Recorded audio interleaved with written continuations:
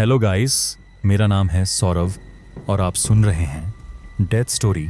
ये कहानी उत्तराखंड की है। उत्तराखंड के जंगलों में एक रहस्यमयी झील थी जिसका नाम था नीलम झील। गांव वाले इसे शापित झील कहते थे। इसका नाम सुनते ही लोगों की रूह कांप जाती थी। कोई नहीं जानता था कि यह श्राप कब और कैसे शुरू हुआ, लेकिन बुजुर्गों की कहानियां होती। झील में एक ऐसी शक्ति रहती है जो अमावस की रात को जीवित हो जाती है। गांव के बच्चे रात में झील के पास जाने की हिम्मत नहीं करते थे और बड़े बुजुर्ग चेतावनी देते थे कि जो भी वहां जाता है वो या तो पागल हो जाता है या फिर लापता। इसी गांव में अर्जुन शर्मा 28 साल का एक नौजवान पत्रकार रहता था जिसका जुनून रहस्यों को सुलझाना था। नीलम झील की कहानी ने उसकी रातों की नींद उड़ा रखी थी। उसने सुना था कि कई लोग झील के पास गए और कभी वापस नहीं लौटे। उसका कहना था कि झील में एक राजकुमारी की आत्मा रहती है जो अपने प्यार की तलाश में है। अर्जुन को इन बातों पर विश्वास नहीं था। एक ठंडी नवंबर की रात को जब गांव में सब सो गए और आसमान में बादल छाए थे, अर्जुन ने रहस्यमयी झील के पास जाने का निर्णय लिया। उसने अपना कैमरा, टॉर्च, एक नोटबुक और कुछ जरूरी सामान एक बैग में रखा और उसका दोस्त रमेश, जो गांव का एकमात्र टैक्सी ड्राइवर था, उसे झील तक छोड़ने को तैयार हुआ। रास्ते में जंगल की चढ़ाई पर गाड़ी चलाते हुए रमेश ने अपने दोस्त को समझाया कि तू पागल हो गया है जो वहां जा रहा है, और बोलने लगा कि मेरे दादाजी कहते थे कि झील में एक राजकुमारी की आत्मा रहती है। उसकी चमकीली नीली आंखें और जो उसे देखता है वो कभी वापस नहीं आता। अर्जुन ने हंसकर बात टाल दी। रमेश, तू भी इन पुरानी कहानियों पर यकीन करता है? मैं बस सच जानना चाहता हूँ। हो सकता है वहां कुछ वैज्ञानिक कारण हो, कोई गैस, कोई जानवर, या बस लोगों का वहम। रमेश ने गहरी सांस ली और गाड़ी रोक। वे जंगल के उस हिस्से में पहुंच चुके थे जहां से आगे कोई रास्ता नहीं था। ठीक है, लेकिन मैं यहां से आगे नहीं जाऊंगा। तुझे सुबह तक नहीं देखा तो मैं गांव वालों को बता दूंगा। अर्जुन ने सहमति में सिर हिलाया और बैग कंधे पर डालकर जंगल में उतर गया। कोहरा इतना घना था कि टॉर्च की रोशनी कुछ ही फीट तक जा पा रही थी। हवा में एक अजीब सी सनसनाहट थी, जैसे कोई फुसफुसा रहा हो। पेड़ों की शाखाएं हवा के बिना हिल रही थी और हर कदम पर सूखी पत्तियों की चरमराहट अर्जुन के दिल की धड़कन को और तेज कर रही थी। उसने खुद को समझाया, ये सब दिमाग का वहम है, बस थोड़ा और मैं झील तक पहुंच जाऊंगा। लगभग आधे घंटे चलने के बाद अर्जुन झील के किनारे पहुंचा। वहां उसे हवा में ठंडक महसूस हुई और उसकी सांसें तेज चलने लगी। झील का पानी इतना शांत था कि उसमें आसमान के तारे साफ दिख रहे थे, जैसे कोई काला दर्पण हो। चारों ओर सन्नाटा था। अर्जुन ने कैमरा निकाला और कुछ तस्वीरें लेना शुरू किया। उसने सोचा, अगर कुछ नहीं भी मिला तो कम से कम झील की सुंदरता को तो वह दुनिया के सामने ला ही सकता है। तभी उसे पानी में एक हल्की सी हलचल दिखी। उसने टॉर्च की रोशनी पानी पर डाली, लेकिन उसे कुछ नहीं दिखाई दिया। उसने सोचा शायद मछली होगी, लेकिन अगले ही पल उसे पानी में एक औरत की परछाई दिखाई दी। उसके लंबे काले बाल पानी में दिख रहे थे, पर उसका चेहरा साफ नहीं दिख रहा था, लेकिन उसकी नीली आंखें चमक रही थी जैसे दो सितारे। अर्जुन की सांसें रुक गईं, उसका का शरीर सुन्न हो गया और वह बस उस लड़की को देखता रहा। उसने कांपते हाथों से कैमरा उठाया, लेकिन इससे पहले कि वह तस्वीर ले पाता, लड़की पानी में गायब हो गई। झील फिर से शांत हो गई, जैसे कुछ हुआ ही ना हो। अर्जुन ने कैमरे में रिकॉर्डिंग चेक की, लेकिन उसमें कुछ भी नहीं था, बस कोहरा और झील का पानी था। उसका दिल जोर जोर से धड़क रहा था। यह क्या था? मेरा दिमाग मुझसे खेल रहा है, उसने खुद से पूछा। तभी उसे पास के पेड़ों से एक आवाज आई, एक मधुर गीत जो हवा में चल रहा था।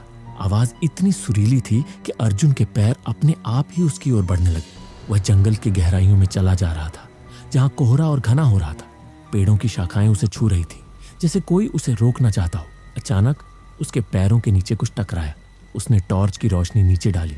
ये एक पुराना लॉकेट था जिस पर एक नीला नीलम पत्थर जड़ा था। लॉकेट इतना सुंदर था कि अर्जुन उसे उठाए बिना नहीं रह सका। जैसे ही उसने लॉकेट को छुआ, हवा में ठंडक बढ़ गई। गीत की आवाज अचानक बंद हो गई और चारों ओर सन्नाटा छा गया। अर्जुन को लगा जैसे कोई उसे देख रहा है। उसने पीछे मुड़कर देखा, लेकिन वहां कोई नहीं था। उसका दिल अब और जोर से धड़क रहा था। उसने लॉकेट को जेब में डाला और तेजी से झील की ओर वापस चल पड़ा। उसे अब यह जगह सुरक्षित नहीं लग रही थी। अगली सुबह जब अर्जुन गांव लौटा, उसका चेहरा पीला पड़ गया था। उसकी आंखों में एक अजीब सी बेचैनी थी और वह बार बार अपनी जेब में रखे लॉकेट को छू रहा था। रमेश ने उसे देखते ही पूछा, क्या हुआ भाई, तू ठीक तो है? इतना बेचैन क्यों लग रहा? अर्जुन ने रात की पूरी घटना बताई। पानी में दिखी लड़की, गीत की आवाज और वह लॉकेट। रमेश ने गंभीर होकर कहा, तुझे उस लॉकेट को नहीं छूना चाहिए था। अब तू उस राजकुमारी के श्राप में फंस गया है। मेरे दादाजी कहते थे कि जो भी उसका सामान छूता है वह उसकी नजर में आ जाता है। अर्जुन ने हंसने की कोशिश की, लेकिन उसका मन बेचैन था। उसने गांव की सबसे बूढ़ी महिला दादी अम्मा से मिलने का फैसला किया। दादी अम्मा, जिनका असली नाम गंगा देवी था, 90 साल की थी और गांव के इतिहास के बारे में सब कुछ जानती थी। लोग कहते थे कि उनके पास गांव के सवाल का जवाब होता है जहां वह अकेली रहती थी। अर्जुन ने दादी अम्मा को लॉकेट दिखाया। उन्होंने लॉकेट को देखते ही अपनी आंखें बंद कर ली, जैसे कोई पुराना दर्द याद आ गया हो। यह लॉकेट उसी राजकुमारी का है, उन्होंने धीमी आवाज में कहा। कई 100 साल पहले इस गांव में एक राजकुमारी थी, नीलम। वह इतनी सुंदर थी कि लोग उसे देवी मानते थे। उसका दिल एक साधारण गांव वाले एक चित्रकार से लग गया, लेकिन राजा को यह बर्दाश्त नहीं हुआ। उसने राजकुमारी को इस झील में डुबोकर मार डाला और उसकी आत्मा को श्राप दे दिया कि वह हमेशा इस झील में भटकेगी। अर्जुन ने पूछा, लेकिन उस लड़की और इस लॉकेट का क्या संबंध है? दादी अम्मा ने गहरी सांस ली और बोली, लॉकेट में उसकी आत्मा का एक हिस्सा कैद है। यह वही लॉकेट है जो उसके प्रेमी ने उसे दिया था। जो भी इसे छूता है वह राजकुमारी की नजर में आ जाता है। अब वह तुझे बुलाएगी और अगर तू उसका सच नहीं ढूंढ पाया तो तू भी इस झील का हिस्सा बन जाएगा। अर्जुन का गला सूख गया और दादी अम्मा से पूछने लगा कि मैं उसका सच कैसे ढूंढूं? दादी अम्मा ने कहा, झील के पास एक पुराना मंदिर है जो अब खंडहर बन चुका है। वहां एक किताब है जिसमें राजकुमारी की पूरी कहानी लिखी है, लेकिन सावधान, वह मंदिर भी श्रापित है। कोई भी वहां से जिंदा वापस नहीं आया। अर्जुन ने फैसला किया कि वह मंदिर जाएगा, लेकिन इस बार वह अकेले नहीं गया। उसने रमेश और गांव की एक हिम्मत वाली लड़की काव्या को साथ लिया। काव्या एक नर्स थी और गांव की सबसे पढ़ी लिखी लड़कियों में से एक थी। वह अंधविश्वास में विश्वास नहीं करती थी, लेकिन अर्जुन की कहानी सुनकर वह उसकी मदद करना चाहती थी। उसने कहा, अगर यह सब सच है तो मैं भी देखना चाहती हूँ, और अगर यह सिर्फ वहम है तो मैं तुम्हें पागल खाने ले जाऊंगी। तीनों ने अगली सुबह मंदिर के लिए निकलने का फैसला किया।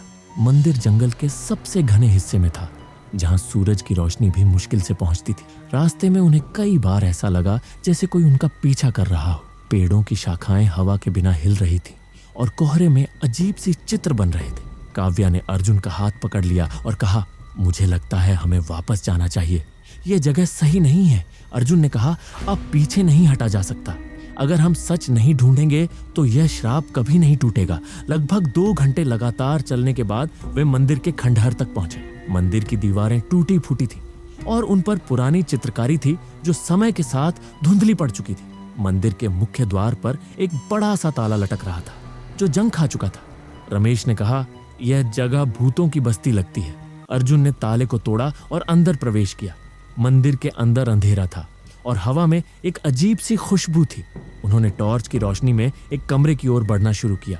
कमरे में एक पुरानी मेज थी जिस पर धूल जम चुकी थी। मेज पर एक किताब रखी थी जिसके पन्ने पीले पड़ चुके थे। अर्जुन ने किताब उठाई, लेकिन जैसे ही उसने उसे खोला, एक ठंडी हवा का झोंका आया। कमरे की दीवारों पर परछाइयां नाचने लगी और काव्या ने चीखकर कहा, अर्जुन, यह जगह सही नहीं है, हमें यहाँ से जाना चाहिए। लेकिन अर्जुन ने किताब के पन्ने पलटने शुरू कर दिए। किताब में राजकुमारी नीलम की कहानी थी, ठीक वैसी ही जैसी दादी अम्मा ने बताई थी, लेकिन आखिरी पन्ने पर कुछ और लिखा था, एक मंत्र जो राजकुमारी के श्राप को तोड़ सकता था। मंत्र के साथ एक चेतावनी थी, जो इस मंत्र को पढ़ेगा उसे राजकुमारी का आखिरी सच जानना होगा, वरना वह खुद श्राप का शिकार हो जाएगा। अमावस की रात थी। नीलम झील के किनारे कोहरा इतना घना था कि अर्जुन, काव्या और रमेश एक दूसरे को मुश्किल से देख पा रहे थे। आसमान में बादल छाए थे और चांद की अनुपस्थिति ने अंधेरा और गहरा कर दिया था। हवा में एक अजीब सी ठंडक थी। पेड़ों के पत्ते बिना किसी हवा के हिल रहे थे, जैसे कोई शक्ति उन्हें छू रही हो।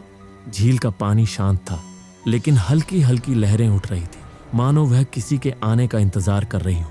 अर्जुन के हाथ में वह पुरानी किताब थी जिसे उन्होंने खंडहर मंदिर से लाया था। किताब के कवर पर धूल जमी थी और इसके पन्ने इतने नाजुक थे कि उन्हें पलटते वक्त अर्जुन को सावधानी दिखानी पड़ रही थी। आखिरी पन्ने पर लिखा मंत्र और उसकी चेतावनी उसके दिमाग में बार बार गूंज रहे थे। जो इस मंत्र को पढ़ेगा उससे राजकुमारी का आखिरी सच जानना होगा, वरना वह खुद शाप का शिकार हो जाएगा। अर्जुन का दिल जोर जोर से धड़क रहा था, लेकिन उसने फैसला कर लिया था कि वह पीछे नहीं हटेगा। काव्या ने उसका कंधा पकड़ा और धीमी आवाज में कहा, अर्जुन, क्या हमें यह करना चाहिए? मुझे डर लग रहा है, ये जगह ये सही नहीं लगती। उसकी आवाज में एक हल्का सा डर था। काव्या अपनी जिंदगी में पहली बार इतनी घबराई हुई थी। रमेश ने भी कहा, भाई तूने वह लड़की देखी थी? अगर वह सचमुच राजकुमारी की आत्मा है तो हम उसके सामने क्या कर पाएंगे? चल वापस चलते हैं। अर्जुन ने गहरी सांस ली और किताब को और मजबूती से पकड़ा। नहीं रमेश, अगर हम अब रुक गए तो यह शाप कभी नहीं टूटेगा। नीलम की आत्मा सैकड़ों सालों से यहाँ कैद है। अगर हम उसे मुक्त कर सकते हैं तो हमें कोशिश करनी होगी। उसकी आवाज में एक साहस था, लेकिन उसकी आंखों में एक हल्का सा डर भी झलक रहा था।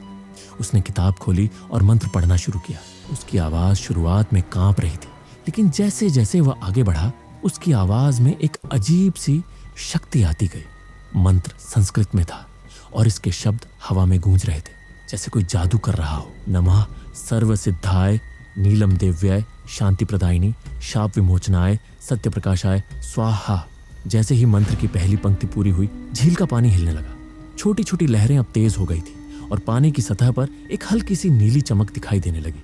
कोहरा और घना हो गया और हवा में एक अजीब सी सनसनाहट शुरू हो गई, जैसे कोई फुसफुसा रहा हो।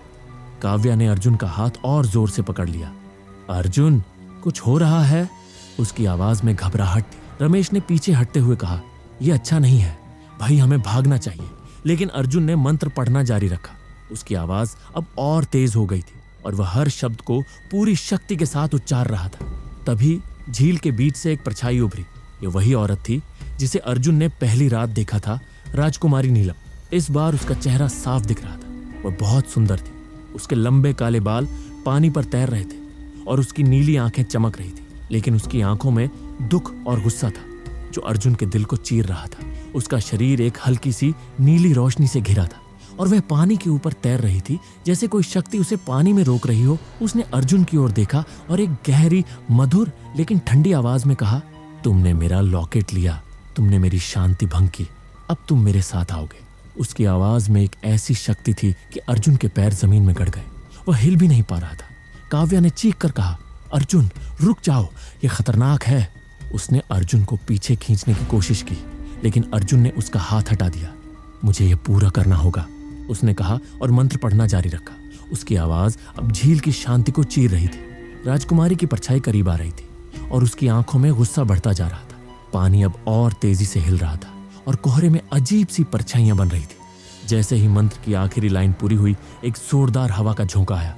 झील का पानी उफान पर था और राजकुमारी की परछाइयां अचानक रुक गई। उसका चेहरा बदलने लगा। गुस्सा धीरे धीरे कम हो रहा था और उसकी आंखों में अब दुख के साथ साथ एक हल्की सी शांति झलक रही थी। उसने धीमी आवाज में कहा, तुम मेरा सच जानना चाहते हो? मेरे प्यार को राजा ने मार दिया। उसने मेरे प्रेमी को मेरे सामने जला दिया और मुझे इस झील में डुबोकर कैद कर दिया, लेकिन मेरा प्यार अभी भी यहाँ है, इस लॉकेट में। अर्जुन ने अपनी जेब से वह नीलम वाला लॉकेट निकाला। उसका हाथ कांप रहा था, लेकिन उसने हिम्मत जुटाई और लॉकेट को झील की ओर बढ़ाया। अगर यह तुम्हारी शांति ला सकता है तो इसे वापस ले लो, उसने कहा। उसने लॉकेट को झील में फेंक दिया। जैसे ही लॉकेट पानी को छुआ, एक चमकदार नीली रोशनी चारों ओर फैल गई। पानी एक पल के लिए रुक गया और फिर एक जोरदार धमाके जैसी आवाज हुई। कोहरा तेजी से हटने लगा और राजकुमारी की परछाइयां गायब होने लगी। उसने अर्जुन की ओर देखा और एक हल्की सी मुस्कान दी। धन्यवाद, उसने कहा और उसकी आवाज हवा में गूंजती हुई गायब हो गई। झील का पानी फिर से शांत हो गया। आसमान साफ हो चुका था और तारे चमक रहे थे। अर्जुन, काव्या और रमेश एक दूसरे को देख रहे थे, जैसे वे अभी भी विश्वास नहीं कर पा रहे थे कि क्या हुआ। काव्या ने अर्जुन का हाथ पकड़ा और कहा, तुमने कर दिखाया।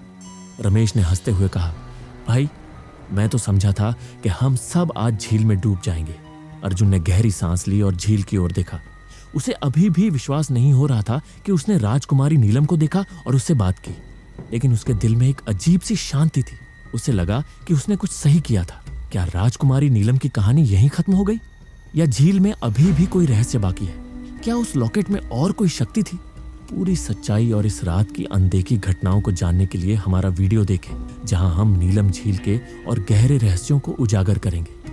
अमावस की रात की घटना के बाद जब सूरज की पहली किरणें नीलम झील के शांत पानी पर पड़ी, तो कुछ ऐसा हुआ जिसने कालागढ़ गांव के हर व्यक्ति को हैरान कर दिया। झील, जो सदियों से अपने रहस्यमयी और डरावने स्वरूप के लिए जानी जाती थी, अब पहले से कहीं ज्यादा साफ और चमकदार दिख रही थी। पानी इतना साफ था कि उसके तल में छोटे छोटे कंकड़ और रंग बिरंगे पत्थर साफ दिख रहे थे। हवा में अजीब सी ठंडक गायब थी जो पहले हर आने जाने वाले को डर से भर देती थी। पेड़ों की पत्तियां अब हल्की हवा के साथ धीरे धीरे हिल रही थी और जंगल में एक अजीब सी शांति थी, जैसे कोई बोझ हट गया हो। अर्जुन, काव्या और रमेश सुबह सुबह गांव लौटे। उनके चेहरों पर थकान थी, लेकिन उनकी आंखों में एक अनोखी चमक थी। रात की घटना ने उन्हें बदल दिया था। अर्जुन, जो हमेशा तर्क और विज्ञान की बात करता था, अब यह मानने को तैयार था कि कुछ चीजें ऐसी हैं जो इंसानी समझ से परे हैं। काव्या, जो बूढ़ा बड़ों की बातों का मजाक बनाती थी, अब चुप थी, जैसे वह उस रात को बार बार अपने दिमाग में जी रही हो। और रमेश, जो डर के मारे मंत्र पढ़ रहा था, अब गांव वालों को अपनी बहादुरी की कहानियां सुना रहा था। भले ही उसने ज्यादातर समय आंखें बंद रखी थी। अब वे दोनों हमेशा के लिए मुक्त हो गए। गांव वालों ने अर्जुन और उसके दोस्तों की तारीफ की।